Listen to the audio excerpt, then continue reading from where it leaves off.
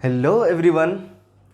हम लोगों ने स्टार्ट किया था हमारा first chapter chemical reactions and equations. इसमें हम लोगों ने लास्ट जो पॉइंट पढ़ा था वो था रिएक्टिविटी सीरीज, और ये बताया था कि डिस्प्लेसमेंट रिएक्शन में रिएक्टिविटी सीरीज का बहुत ज़्यादा यूज़ होने वाली है। तो आज हम लोग देखेंगे कि एक्चुअली रिएक्टिविटी सीरीज का यूज़ क्या है हमारे डिस्प्लेसमेंट रिएक्शन में। उससे पहले हमको समझना चाहिए कि भाई डिस्प्लेसमेंट रिएक्शन है क्या। डिस्प्लेसमेंट रिएक्शन है क्या?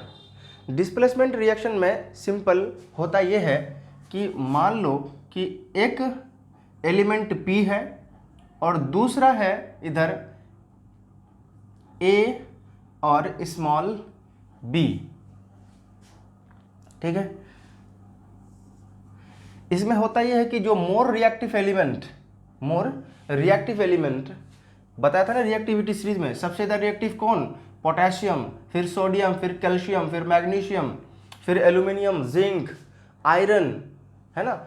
ये सारा क्या है? एक रिएक्टिविटी सीरीज है। ये मोर रिएक्टिव है और ये लेस रिएक्टिव है। तो इसमें क्या है कि जो मोर रिएक्टिव एलिमेंट है वो लेस रिएक्टिव एलिमेंट को उसके कंपाउंड से डिस्प्लेस कर देता है इस रिएक्शन में, और ऐसे ही रिएक्शन को हम लोग डिस्प्लेसमेंट रिएक्शन बोलते हैं। होगा क्या अब इस रिएक्शन के बाद? ये जो P है ना, A को डिस्प्लेस करेगा, तो A की जगह पर आएगा P, B, और A को बाहर निकाल देगा। मीन्स जो जितना ज्यादा पावरफुल वो कम पावरफुल लोगों को बाहर कर देगा, ठीक है। ओके, तो भाई इसको डिफाइन कैसे करेंगे डिस्प्लेसमेंट रिएक्शन को? A displacement reaction is a chemical reaction where a more reactive element displace a less reactive element from its compound. तो लिखिए the displacement reaction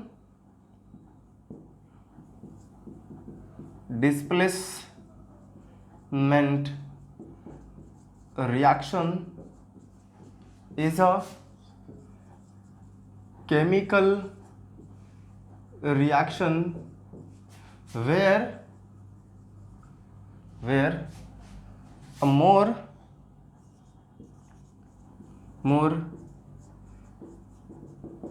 reactive element displace less reactive element from its compound, ठीक है भाई। यही चीज है, देखो क्या लिखा है, displacement reaction is a chemical reaction. ये क्या है? केमिकल रिएक्शन है where a more reactive element, मान लो कि ये क्या है? मोर रिएक्टिव एलिमेंट है जो डिस्प्लेस करता है लेस रिएक्टिव एलिमेंट को डिस्प्लेस कर रहा है किससे? From its compound. ये मान लो क्या है भाई? कंपाउंड है, इससे उसको डिस्प्लेस कर दिया लेस रिएक्टिव। अब सर ऐसे तो समझ नहीं आएगा ना, एग्जाम्पल बताओ। देखो बता रहा भाई, एक ले लिया हम लोगों ने CuSO4 ले लेता हूं, ठीक है। CuSO4 ये मेरा एक्वस सॉल्यूशन है, ये एक्वस फॉर्म में है। मीन्स क्या है कि इसमें जो सॉल्वेंट है वो क्या है भाई? वाटर है, और एक और एलिमेंट लेंगे जो ज़्यादा रिएक्टिव है, जो डिस्प्लेस करेगा इसको, जो डिस्प्लेस करेगा Cu को। क्या लेंगे भाई? Cu से ऊपर मान लो मैं ले लिया, ये देखो Cu कहाँ है? यहाँ Cu है, मैं ले लिया Fe, ठीक है। तो लिखो भाई Fe क्या है? सॉलिड है। After reaction Fe will displace Cu, तो FeSO4 हो जाएगा। FeSO4 ये भी होगा एक्वस, और बाहर किसको करेगा? Cu को, और ये किस फॉर्म में होगा भाई? सॉलिड फॉर्म में। ठीक है, देख रहे हैं क्या कर रहा है, डिस्प्लेस कर रहा है लेस रिएक्टिव एलिमेंट को। ये मोर रिएक्टिव है किसके कंपैरिजन में, Cu के, तो Cu को उन्होंने डिस्प्लेस कर दिया और फॉर्म क्या करा, FeSO4, ठीक है, और Cu को उसके कंपाउंड से बाहर कर दिया। अब उसी तरह से एक और लेंगे, मान लो कि फिर मैं ले रहा हूँ CuSO4 और यहाँ पर मैं चेंज कर रहा हूँ कोई, Fe के जगह पर मैं ले लिया जिंक ले लिया। तो जिंक देखो भाई कहाँ, इसके जस्ट ऊपर, ये तो और जल्दी इसको बाहर करेगा भाई, तो हो जाएगा ZnSO4 और बाहर हो जाएगा Cu। अच्छा कभी एक चीज़ सोचे हो कि मान लेते हैं, अच्छा एक पहले और एक रिएक्शन देख लेता हूँ, चलो एक और लेता हूँ। अब Cu को मैं चेंज कर रहा हूँ, मान लो मैं ले लिया CuCl2,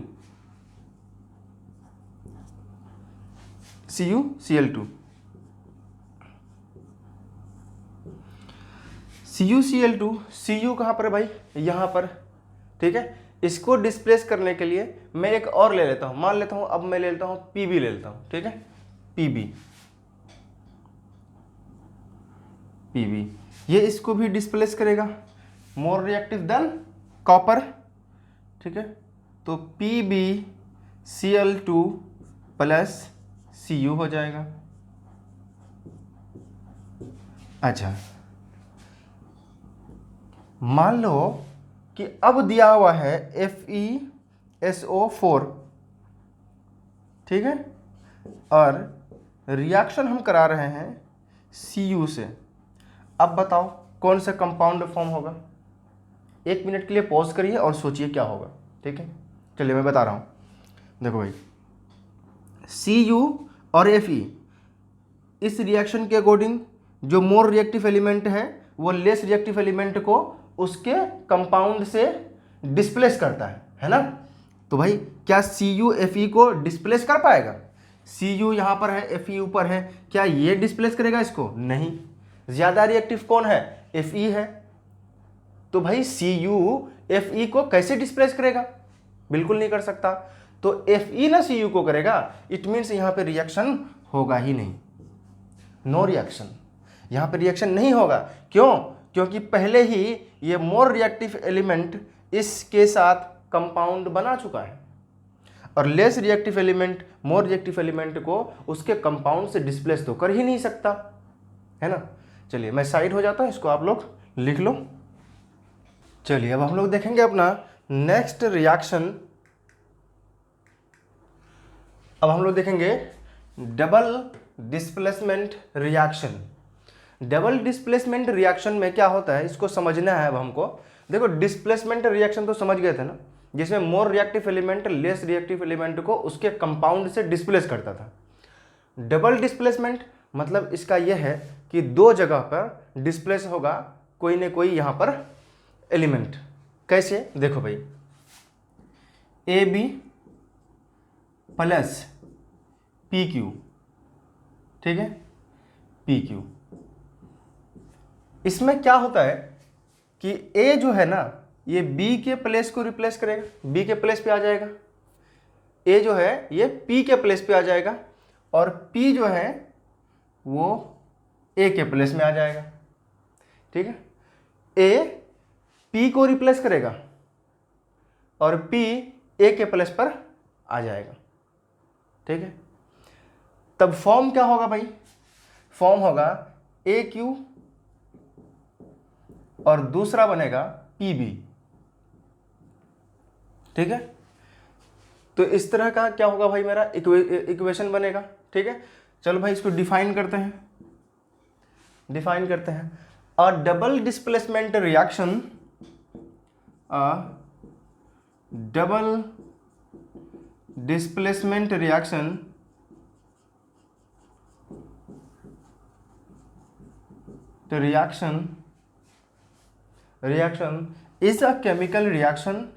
is a chemical reaction, where where ions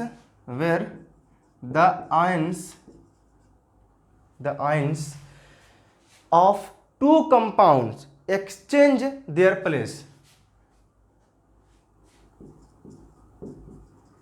Two compounds exchange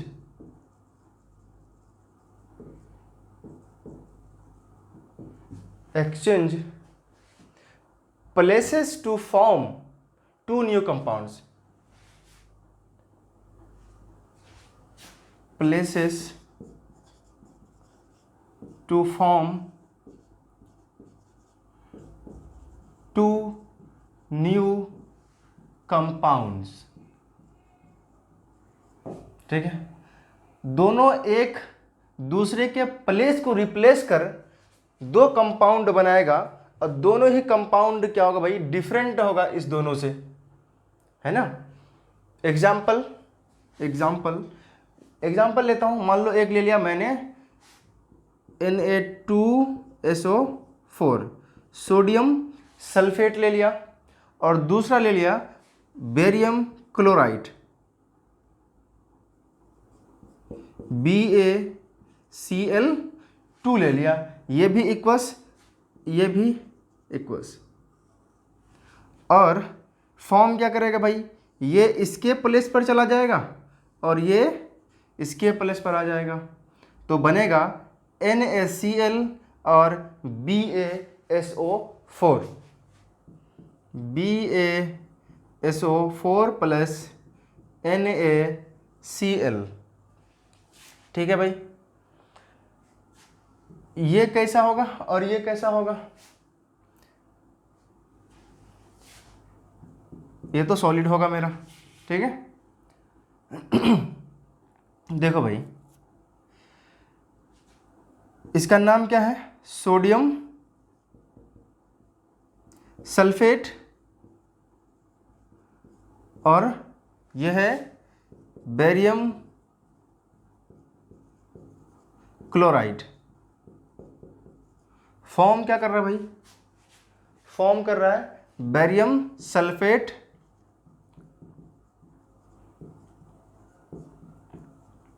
और सोडियम क्लोराइड। ठीक है, और ले सकते हैं हम लोग, ले लिए हम लोग AgNO3, इसको हम लोग रिएक्शन कराएंगे NaCl मीन्स सोडियम क्लोराइड के साथ हम लोग इसका रिएक्शन करा रहे हैं। ठीक है,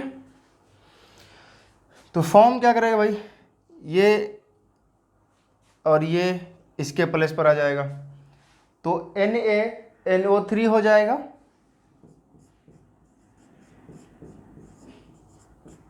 प्लस AgCl बन जाएगा। ठीक है, तो ये था कहानी डबल डिस्प्लेसमेंट रिएक्शन की। ठीक है, इसको भी आप लोग लिखो। चलिए अब हम लोग समझेंगे exothermic and endothermic reaction. Exothermic क्या होता है भाई, और इंडोथर्मिक क्या होता है। एक्सोथर्मिक होता है जब कोई रिएक्शन होता है, ठीक है, तो जो प्रोडक्ट जब बनता है तो उसके साथ एनर्जी रिलीज होता है। Means it is a type of reaction in which heat, you can say energy is released along with the formation of new compound। ठीक है, इंडोथर्मिक के लिए क्या होगा भाई, it is a reaction in which energy required to form a compound। ये difference है। Exothermic में होगा कि जब प्रोडक्ट बनेगा तो उसके साथ साथ एनर्जी रिलीज होगा, और इंडोथर्मिक में इसके रिएक्शन के लिए एनर्जी ज़रूरी है, एनर्जी मिलेगा तब ये क्या बनाएगा भाई, प्रोडक्ट बनाएगा। इसमें प्रोडक्ट बनेगा तो एनर्जी भी साथ में रिलीज होगा। ठीक है, तो सबसे पहले हम एक्सोथर्मिक को डिफाइन करेंगे। Exothermic reaction, it is a reaction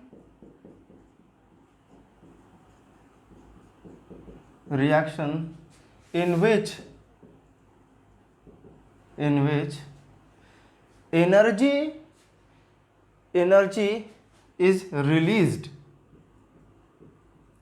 energy is released, along with the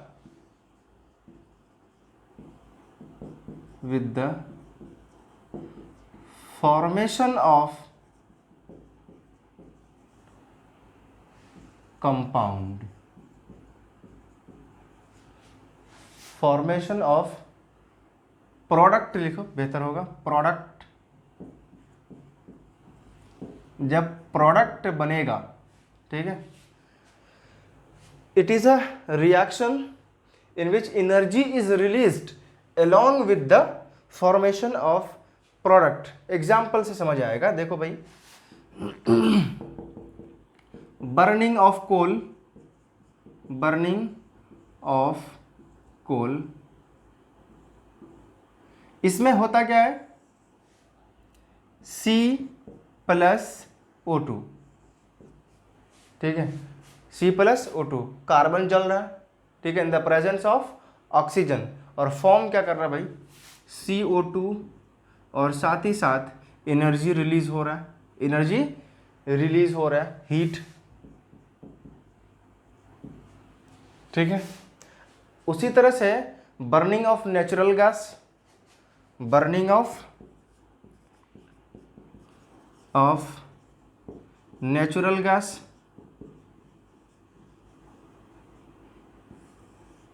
इसमें क्या होता है भाई, इसमें CH4+O2 जब ये बर्न होगा या रिएक्शन होगा तो जो फॉर्म करेगा वो किस चीज़ का फॉर्मेशन होगा भाई, CO2 + H2O, CO2 + H2O plus heat,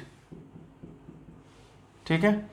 अब एक और एग्जाम्पल हम लोग लिख सकते हैं, लिखो भाई, CaO, ये नेक्स्ट है, प्लस H2O, तो फॉर्म करेगा कैल्शियम हाइड्रोक्साइड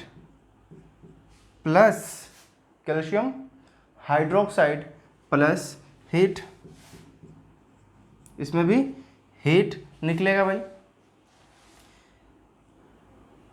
ये था क्या भाई, क्विक लाइम, पहले भी हम लोग देख चुके हैं क्विक लाइम, और ये स्लैग्ड लाइम। चलिए अब हम लोग देखेंगे, एक्सोथर्मिक देखा, अब देखेंगे endothermic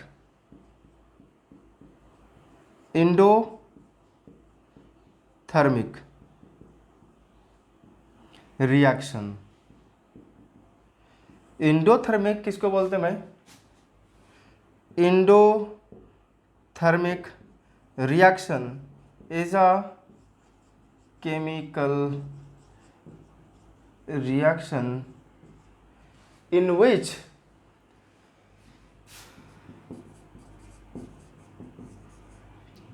energy is required to form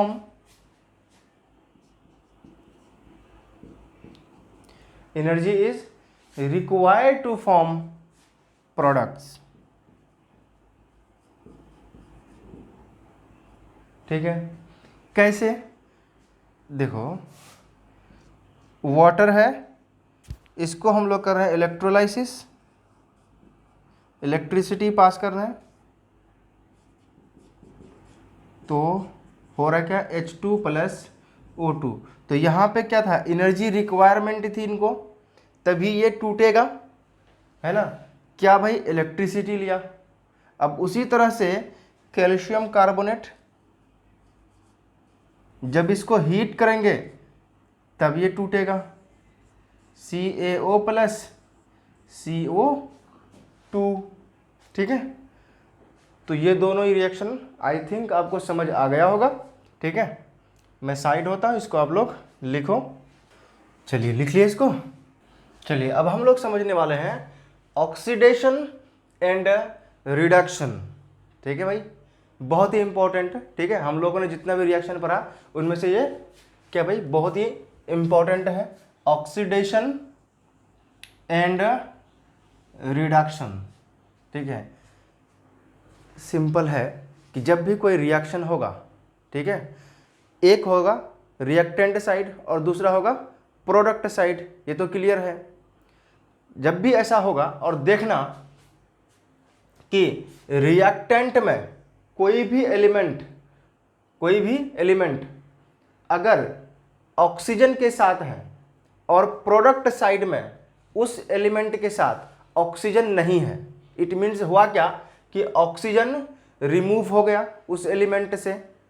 ठीक है, जब भी ऑक्सीजन रिमूव हो गया इसका मतलब वहां पे क्या हो रहा है भाई, रिडक्शन हो रहा है। ठीक है, अच्छा इस सबसे पहले इसका करना है क्या, हम स्टेटमेंट मैं लिखता हूं स्टेटमेंट को, उसके बाद आपको और भी क्लियरली समझ आएगा। देखो ऑक्सीडेशन कहते हैं addition of oxygen to a substance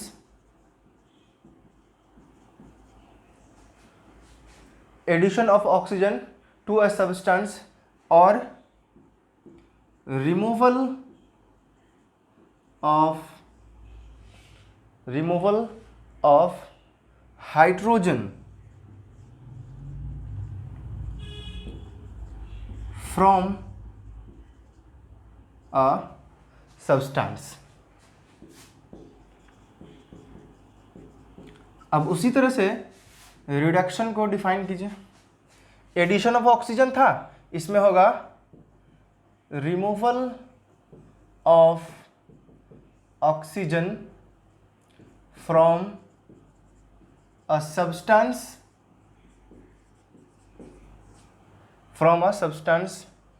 और एडिशन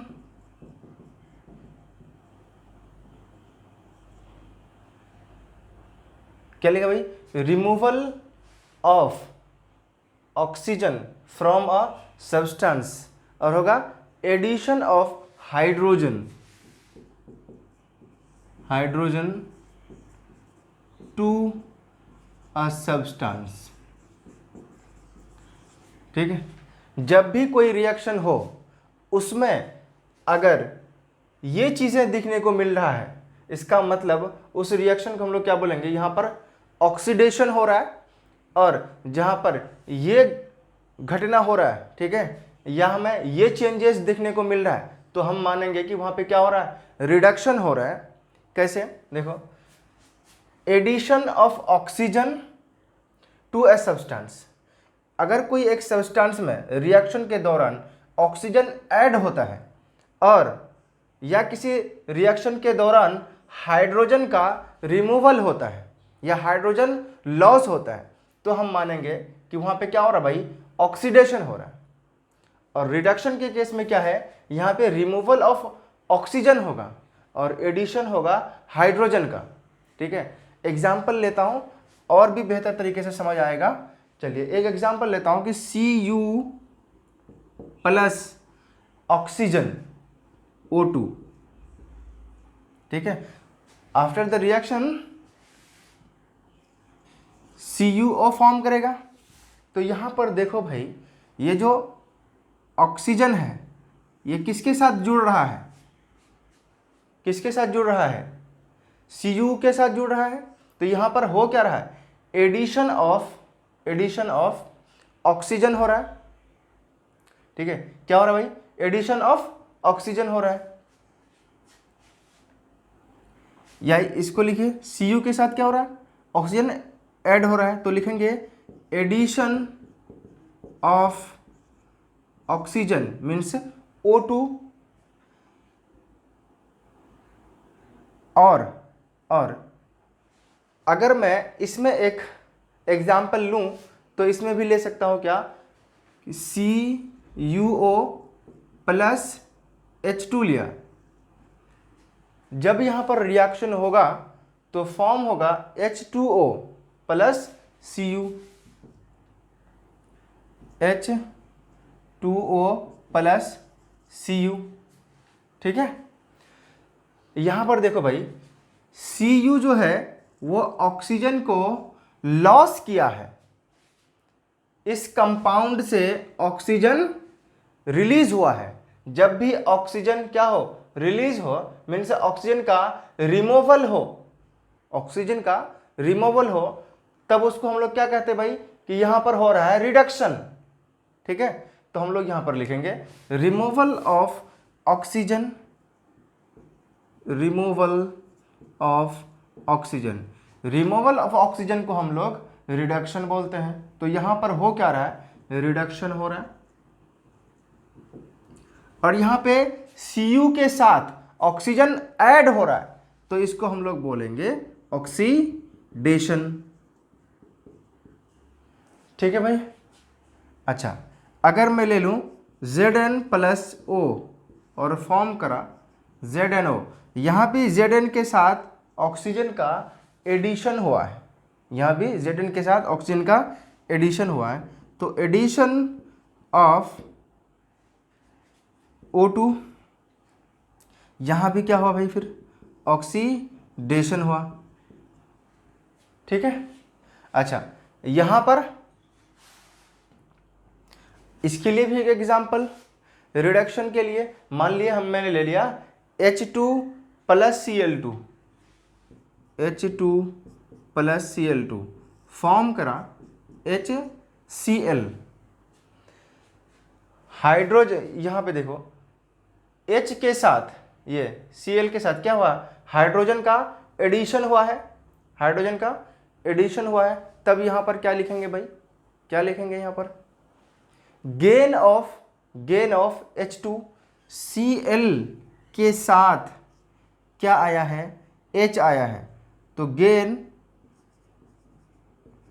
ऑफ या एडिशन ऑफ Cl। ठीक है, देखो यहां पे दूसरा पढ़ेंगे ना, addition of hydrogen, hydrogen Cl के साथ ऐड हो रहा है, हाइड्रोजन Cl के साथ ऐड हो रहा है, तो यहां पर क्या हुआ, रिडक्शन हुआ, तो लिखेंगे रिडक्शन। ठीक है, क्या लिखेंगे भाई, रिडक्शन। ओके, चलिए अब हम लोग नेक्स्ट देखेंगे, इसमें एक एग्जांपल ले लेते हैं हाइड्रोजन वाला। मान लो ले लिया H2S प्लस Cl2, तो ये फॉर्म करेगा HCl प्लस S।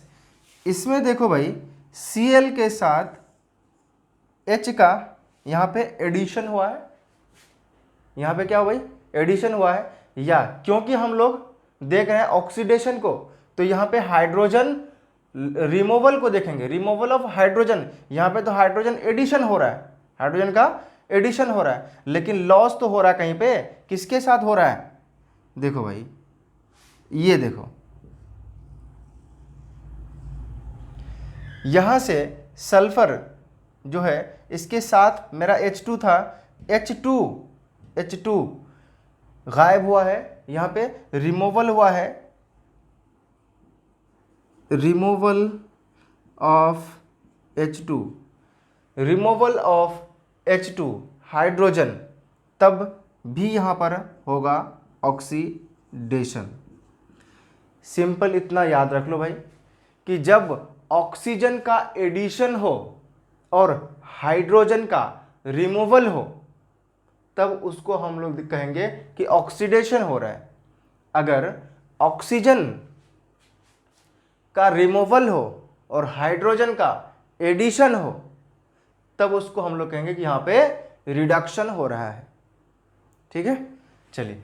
अच्छा, अगर ये दोनों एक साथ हो, दोनों ही एक साथ हो, तो मिलाकर इसको हम लोग बोलते हैं रेडॉक्स रिएक्शन।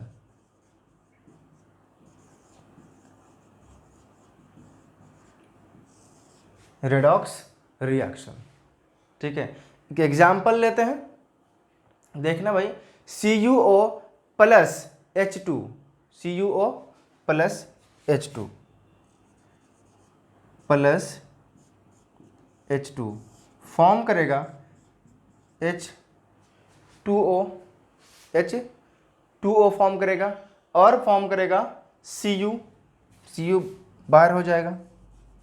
देखो यहाँ पर हो क्या रहा है, Cu लॉस क्या है, किसका, ऑक्सीजन, रिमूवल ऑफ ऑक्सीजन। अगर ऑक्सीजन का लॉस हो या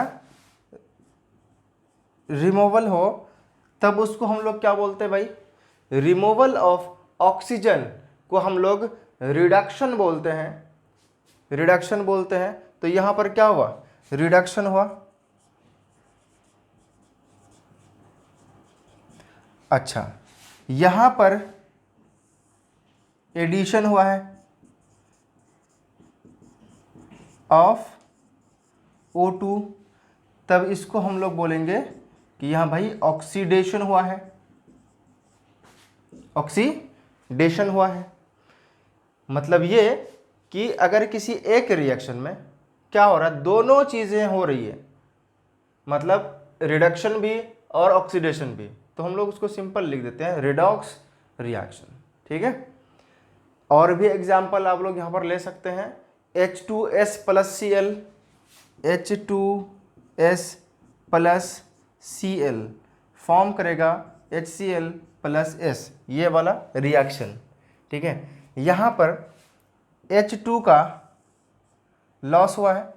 ठीक है, removal of H2, removal of H2 को हम लोग बोलते हैं ऑक्सीडेशन। अच्छा, Cl के साथ यहाँ पर हाइड्रोजन का एडिशन हुआ है, तो addition of hydrogen, addition of hydrogen को हम लोग बोलते हैं रिडक्शन। तो यहाँ पर क्या हुआ भाई, रिडक्शन हुआ है। ठीक है, तो ऐसा भी होगा कि एक साथ दोनों ही रिएक्शन चल रहा हो, दोनों ही चीज़ें हो रही हो, क्या भाई, ऑक्सीडेशन भी और रिडक्शन भी। ठीक है, तो ये इस तरह से आप इसको देख सकते हैं। ये दो एग्जाम्पल मैंने बताया जिसमें दोनों चीज़ें मुझे, है ना, दिखी। इसमें भी दिख सकता है, इसमें भी बहुत जगह दिखेगा आपको। देखो यहाँ पर Cu लॉस किया है ना भाई ऑक्सीजन का, लेकिन यहाँ पे क्या हुआ, एडिशन हुआ है, यहाँ पर H2 के साथ ऑक्सीजन का एडिशन हुआ है। अच्छा, उसी तरह से यहाँ पे देखो भाई, यहाँ पर देखिए कहाँ गया। अच्छा, इसको तो यहाँ पे ले लिया हम लोगों ने। ठीक है, यहाँ पे देखो दोनों चीज़ चल रहा है साथ साथ, है ना।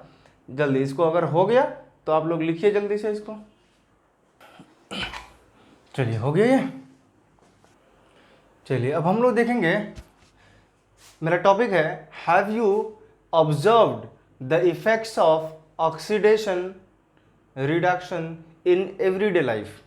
ऑक्सीडेशन और रिडक्शन इतना तो समझ आ गया ना।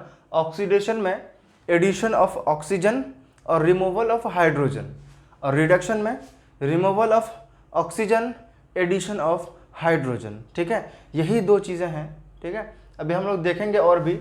तो डेली लाइफ एग्जाम्पल में हम लोग दो चीज़ों को पढ़ेंगे यहाँ पर। एक पढ़ेंगे हम लोग कोरोजन पढ़ेंगे और दूसरा पढ़ेंगे रेंसिडिटी। तो जो फर्स्ट पढ़ने वाले हैं वो है कोरोजन और दूसरा हम लोग पढ़ेंगे रेंसिडिटी। ठीक है, तो चलिए हम लोग देखते हैं नेक्स्ट क्या भाई, corrosion.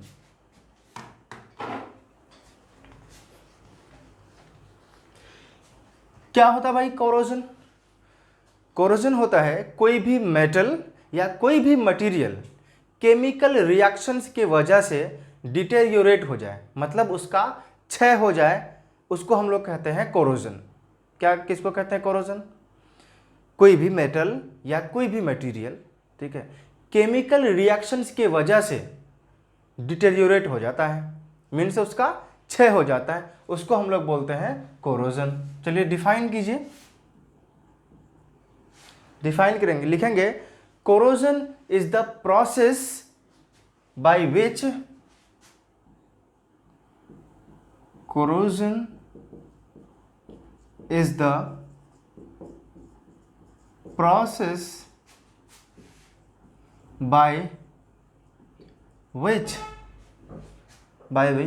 metals and other materials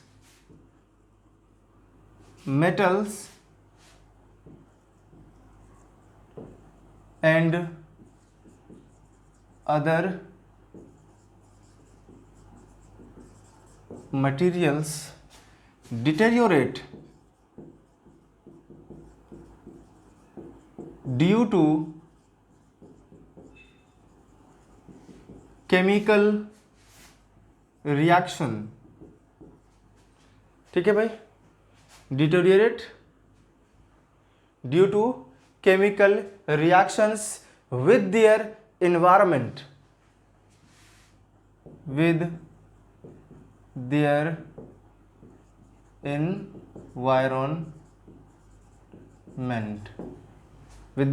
environment, often resulting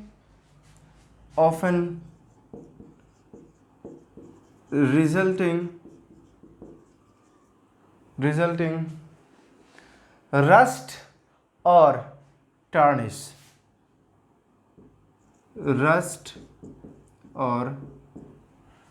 tarnish,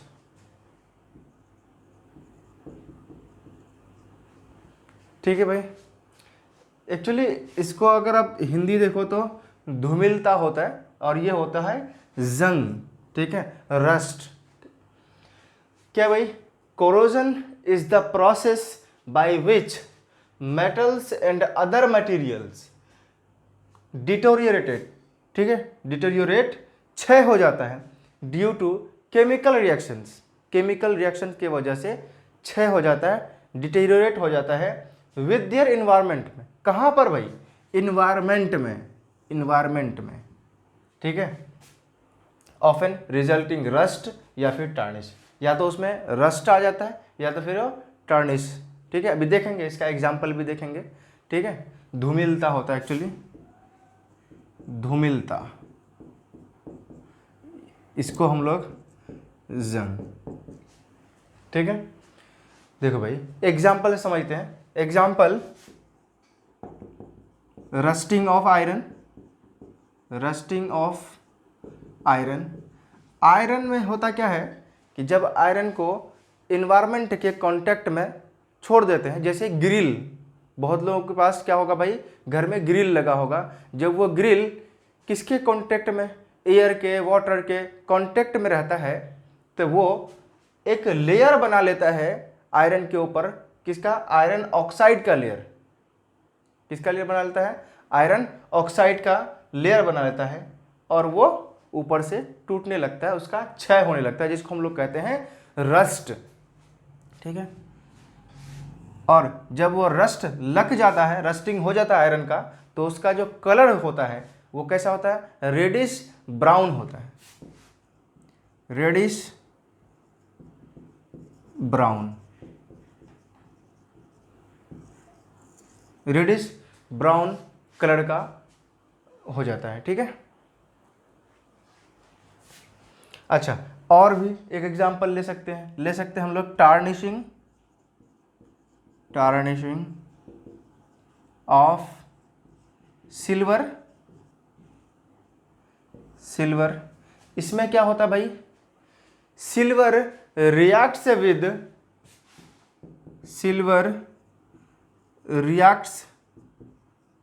with कौन सा गैसेस, कौन सा कंपाउंड, सल्फर कंपाउंड्स, सल्फर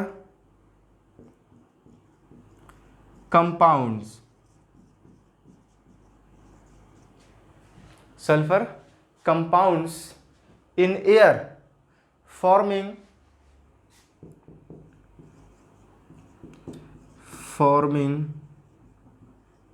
एक लेयर बनाता है किसके ऊपर भाई, सिल्वर के ऊपर, तो लिखेंगे ब्लैक सल्फाइड लेयर बनाता है। कौन सा, ब्लैक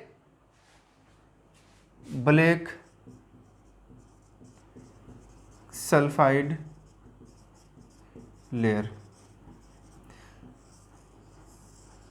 कभी कभी ऐसा नहीं होता है, दुकान पे जाते हो कि भाई जो उसका सिल्वर से जो भी ज्वेलरी बनी हुई है उसको साफ कराने के लिए, क्लीन कराने के लिए जाते हैं, क्यों, क्योंकि उस पर जो एक कलर आ गया है, ब्लैक टाइप का कलर आ गया है।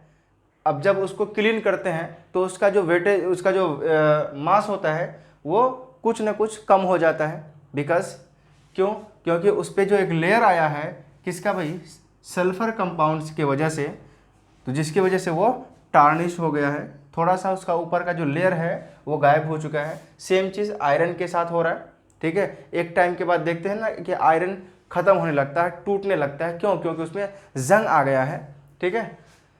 तो ये था भाई कहानी कोरोजन का, ठीक है। कोरोजन का होता क्या है, इसमें ऑक्सीजन का एडिशन हो रहा है ना, ऑक्सीजन का लेयर आ रहा है भाई इस पे, किस पे, आयरन पे ऑक्सीजन का लेयर आ रहा है, ठीक है। वही तो देखने गए थे हम लोग कि ऑक्सीडाइज्ड हो रहा है, ठीक है। ऑक्सीडेशन और रिडक्शन का एग्जाम्पल देखने गए थे हम लोग। जो फर्स्ट हम लोग देखे वो क्या था भाई, कोरोजन था। अब हम लोग देखेंगे एक और जिसको हम लोग बोलते हैं रेंसिडिटी। लेकिन एक चीज़ और इम्पॉर्टेंट चीज़ है कि हम लोग कोरोजन से हमारी जो जो भी चीज़ें हैं उसको बचा कैसे सकते हैं। How to prevent corrosion, how to prevent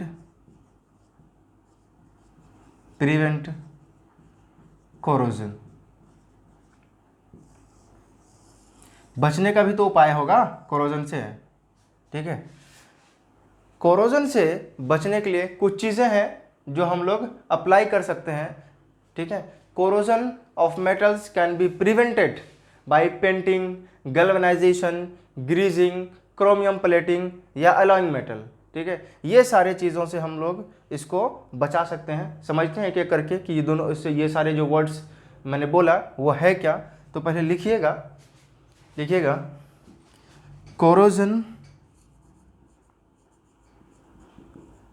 corrosion of metals can be prevented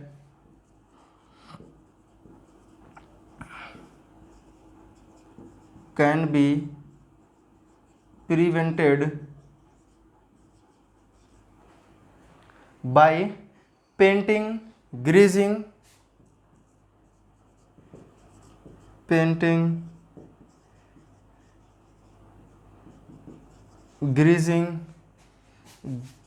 galvanization, chromium plating,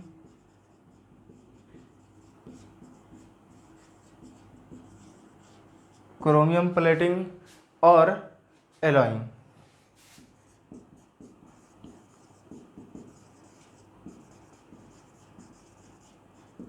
ठीक है। पेंटिंग, अब अगर मान लो कहीं पे ग्रिल लगाया हो दरवाजे पे या कोई भी गेट पे, जो क्या भाई एयर के कांटेक्ट में है या वाटर के कांटेक्ट में है, तो अक्सर लोगों को देखेंगे ना वो पेंटिंग कर देता है उसमें। क्यों, क्योंकि वो जो है ना ऑक्सीजन और आयरन के बीच एक दीवार बना देता है ताकि इस दोनों का कांटेक्ट ना हो पाए। कांटेक्ट होगा तो लेयर बना लेगा, उस कांटेक्ट को ये ब्रेक करता है कि भाई ये दोनों एक साथ नहीं मिलने चाहिए, क्या, ऑक्सीजन और आयरन। ग्रीजिंग भी क्या जाता है, ये भी कट करता है, ठीक है। उसके बाद गैल्वेनाइजेशन, क्रोमियम प्लेटिंग। गैल्वेनाइजेशन क्या होता है भाई, इसमें हम लोग है ना जिंक का एक लेयर चढ़ा देते हैं। लिखेंगे it is the process of applying, लिखो इसको, लिखिए it is the process of applying a protective zinc coating. It is the process of applying a protective zinc layer, ठीक है, जिंक लेयर या कह सकते हैं zinc coating to steel coating, बस इतना। It is the process of applying a protective zinc coating. कोई भी मान लो कि मेरे पास मेटल है, अगर डर है कि उसमें रस्ट लग जाएगा, क्षय हो जाएगा उसका, तो उसमें हम लोग क्रोमियम का प्लेटिंग कर देते हैं, ऊपर एक लेयर चढ़ा देते हैं। किसका भाई? जिंक का एक लेयर चढ़ा, नॉट क्रोमियम, ठीक है, जिंक का लेयर चढ़ा देते हैं। हालांकि क्रोमियम भी चढ़ाते हैं, लेकिन हम लोग अभी किसकी बात कर रहे हैं भाई? गैल्वेनाइजेशन की बात कर रहे हैं, ठीक है। तो ऐसे हम लोग बचा सकते हैं, ठीक है। इसमें एक चीज़ और ऐड कर दीजिए, कोटिंग किसमें भाई? टू स्टील और iron, to steel and iron. Same चीज़ क्रोमियम, मतलब यहाँ पे नाम पहले से दिया हुआ है, यहाँ से पता नहीं चल रहा था, यहाँ पे सिंपल है भाई, क्रोमियम का प्लेटिंग करना है। या फिर कोई भी मेटल को हम लोगों को क्या बनाना भाई? एलॉय बना लेना है। एलॉय बनाने से भी उसका क्षय बहुत कम होता है। जैसे स्टेनलेस स्टील है, उसमें बहुत सारे क्या है, मेरा मेटल मिले हुए हैं, है ना। तो ये छोटी सी कहानी थी कोरोजन की। अब हम लोग देखेंगे रेंसिडिटी, ठीक है। लिखिए इसको, मैं साइड हो जाता हूँ। चलिए अब हम लोग दूसरा समझने वाले हैं, रेंसिडिटी। रेंसिडिटी क्या होता है कि कोई भी फैट या ऑयल से बना हुआ कोई भी फूड है, ठीक है, अगर वो एयर के कांटेक्ट में होता है ना, तो उसका जो टेस्ट है वो अनप्लीजेंट हो जाता है, उसमें स्मेल आ जाता है ना। और जिसके वजह से जो फूड है, जो भोजन है, वो ख़राब हो जाता है, ठीक है। इसी को हम लोग कहते हैं रेंसिडिटी। आप लोगों ने कई मरतबा देखा होगा कि कोई भी खाना बनाया रात में, ठीक है, और वो जब सुबह देखते हैं ना कि वो ख़राब हो जाता है, उसमें एक स्मेल सा आने लगता है। हुआ क्या यहाँ पे ऑक्सीडेशन हुआ है या फिर हाइड्रोलिसिस हुआ है, ठीक है। मीन्स क्योंकि वो कांटेक्ट में था किसका? ऑक्सीजन का, जिसकी वजह से जो उनका जो टेस्ट था वो अनप्लेजेंट हो गया, ठीक है। उसमें अनप्लेजेंट स्मेल आ गया है अब, है ना। अब वो खाने लायक नहीं रहा है ना। तो उसको हम लोग कहते हैं रेंसिडिटी, ठीक है। इसको हम लोग डिफाइन भी करेंगे और फिर देखेंगे कि भाई रेंसिडिटी से भी बचाव किया जा सकता है क्या? बिल्कुल किया जा सकता है, ठीक है। जैसे आप लोगों ने बहुत सारा एग्जाम्पल देखा होगा, जैसे क्या, चिप्स का पैकेट, कुरकुरे का पैकेट, ठीक है, उसमें एयर फिल होता है। कौन सा एयर होता है भाई? नाइट्रोजन होता है। नाइट्रोजन क्या कर रहा है? उस चीज़ को, उस फूड को प्रिजर्व कर रहा है, ठीक है, प्रिवेंट कर रहा है उसको, है ना। तो रेंसिडिटी से प्रिवेंट करने के लिए एक पहला तरीका क्या है भाई? कोई भी जो फूड है उसको हम लोग क्या करेंगे? नाइट्रोजन से पैक करेंगे, यूज़ नाइट्रोजन गैस, उसमें हम लोग नाइट्रोजन गैस का यूज़ करेंगे। और दूसरा, या तो एयर टाइट कंटेनर लेंगे जिसमें एयर नहीं है, ठीक है। और भी तरीके हैं, जैसे क्या, रेफ्रिजरेटर, उस पर हम लोग फूड को रखेंगे, है ना। उससे क्या होता है कि जो ऑक्सीडेशन है वो स्लो डाउन हो जाता है, देर से कोई भी चीज़ खराब होगा, है ना। तो चलिए पहले इसको हम लोग डिफाइन करेंगे, रेंसिडिटी को। रेंसिडिटी क्या है भाई? Rancidity is the process by which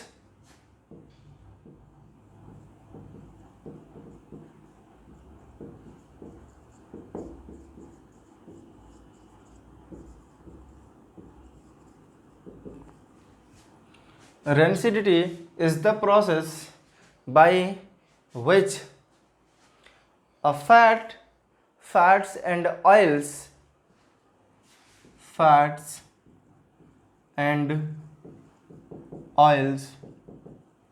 in food becomes spoil. Food becomes spoil, ठीक है, खराब हो जाता है। Developing an unpleasant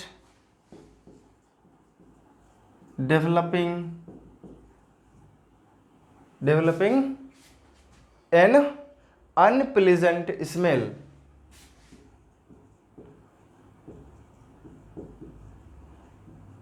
pleasant smell and taste, उसका टेस्ट भी ख़राब हो जाता है और स्मेल भी, है ना, उसमें अनप्लीजेंट आने लगते हैं, जो सही नहीं लगता मुझे, ठीक है। क्यों होता है भाई, क्यों होता है? ड्यू टू ऑक्सीडेशन और हाइड्रोलाइसिस।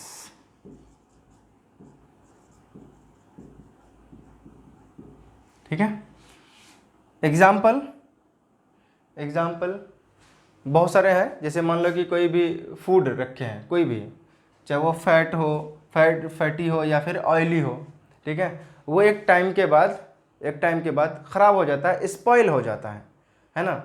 अभी बहुत सारा एग्जांपल दिया कि मान लो कि कोई भी फूड बनाया हो रात में भाई, कोई भी फ्राइड चीज़ें हैं, ठीक है, कुछ टाइम के बाद उसमें अनप्लीजेंट स्मेल आने लगता है, मीन्स वो अब स्पॉइल हो गया, ख़राब हो गया है ना। इसको प्रिवेंट कैसे करेंगे, ये बहुत ही इंपॉर्टेंट है। लिखेंगे prevent from rancidity. How to prevent rancidity, how to prevent rancidity.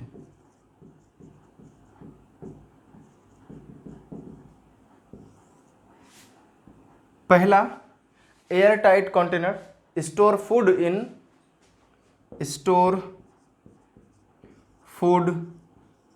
In air tight container. और दूसरा, यूज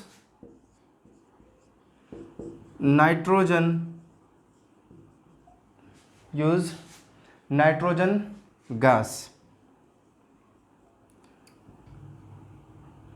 और हम लोग एंटीऑक्सीडेंट का भी यूज़ कर सकते हैं। हम लोग क्या लिखेंगे भाई? एड एंटीऑक्सीडेंट,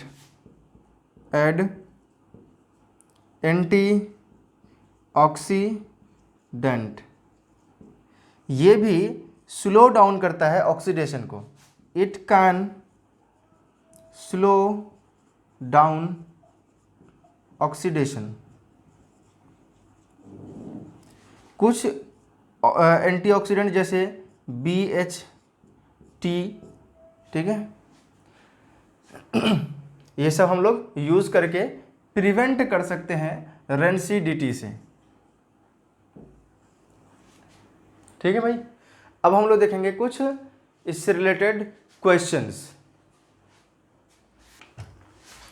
क्वेश्चन है, why does the colour of copper sulphate solution change when an iron nail is dipped in it.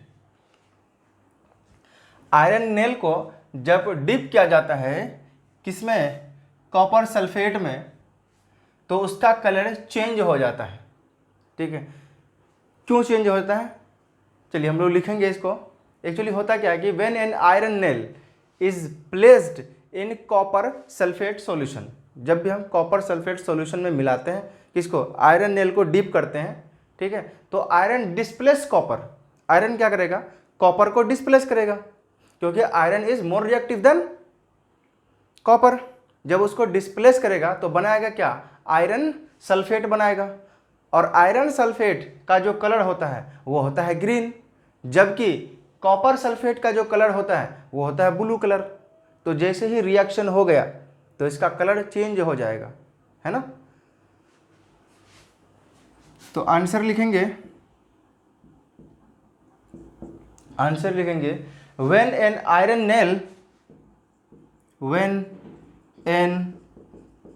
Nail dipped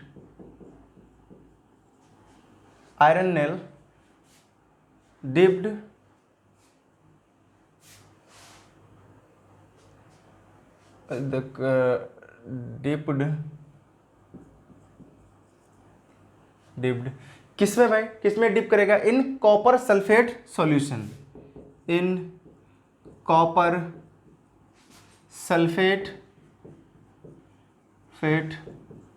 solution, copper sulphate solution. Iron displace the copper, iron will displace the copper from its compound, its compound,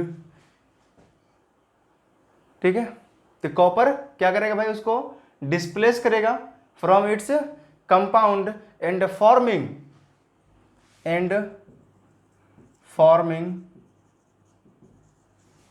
iron sulphate,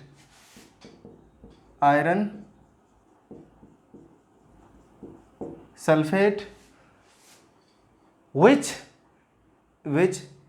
is green in color, which is green in color। इस reaction को लिखिए, पहले क्या है भाई, copper sulphate है,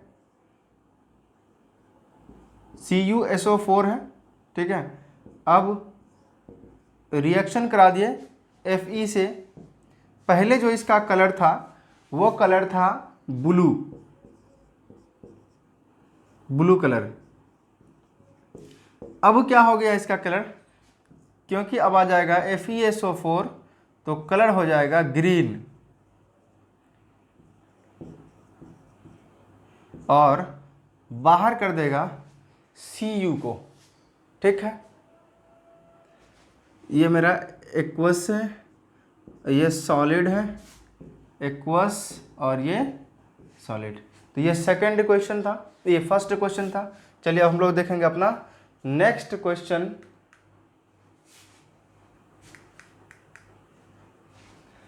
question है, give an example of double displacement reaction. चलिए भाई, एग्जाम्पल लिखना डबल डिस्प्लेसमेंट रिएक्शन का। तो भाई दो एग्जाम्पल तो मैंने वहाँ पे डबल डिस्प्लेसमेंट रिएक्शन पढ़ाया था तो वहीं पे दे दिया था, ठीक है। चलिए लिखिए फिर, Na2CO3 प्लस इसके साथ आप रिएक्शन कराओ CaCl2 को, CaCl2 फॉर्म क्या करेगा भाई, Ca इसके साथ आ जाएगा, Na इसके साथ आ जाएगा, तो बनेगा CaCO3 प्लस NaCl, ठीक है। ये दोनों एक्वस है, इसमें एक सॉलिड होगा और एक एक्वस होगा। ये दोनों ही क्या भाई, एक्वस है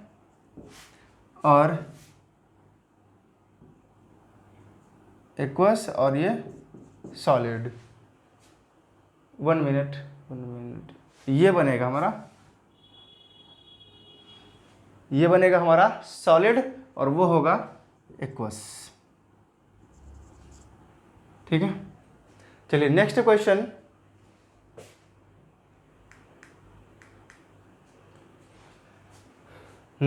है identify the substances that are oxidised and the substance that are reduced in the forming reaction, ठीक है।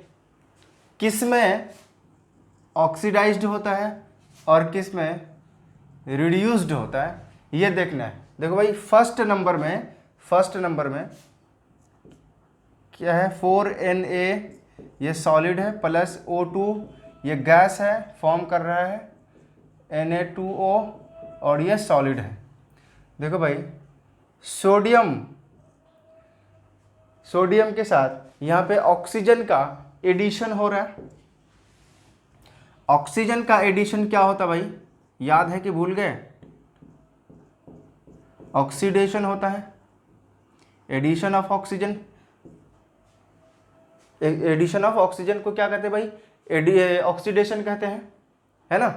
तो अब इसको क्या लिखेंगे, यहाँ पर लिखेंगे sodium is oxidised, sodium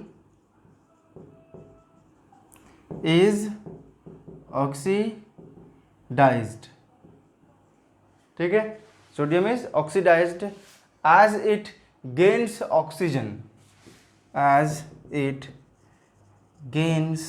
oxygen, next question में देखिए क्या है, ये फर्स्ट था और ये second, CuO plus H2 gas और फॉर्म कर रहा है Cu plus H2O,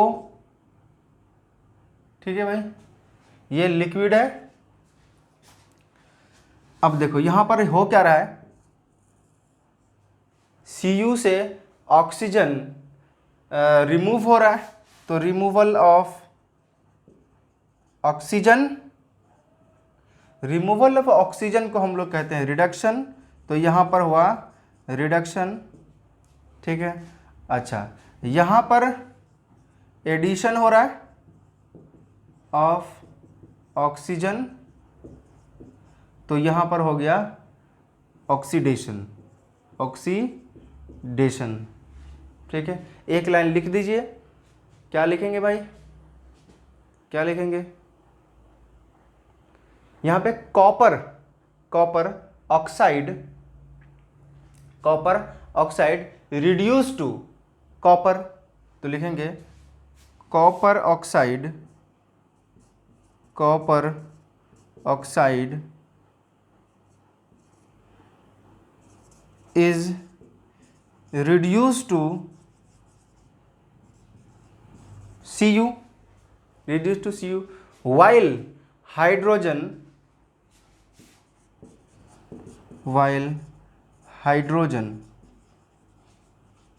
means H2, H2 अपने साथ ऑक्सीजन जोड़ा है, तो लिखेंगे H2 get oxidized, get oxidized to H2O, to water H2O, ठीक है। यहाँ तक मेरा हो गया है क्लियर। अब इसके बाद जो हमारा स्टार्ट होने वाला है वो है एक्सरसाइज का क्वेश्चन, वो इस लेक्चर में नहीं देखेंगे, अपना नेक्स्ट पार्ट में उसको सॉल्व करेंगे, ठीक है। तो मिलते हैं अपने अगले लेक्चर में।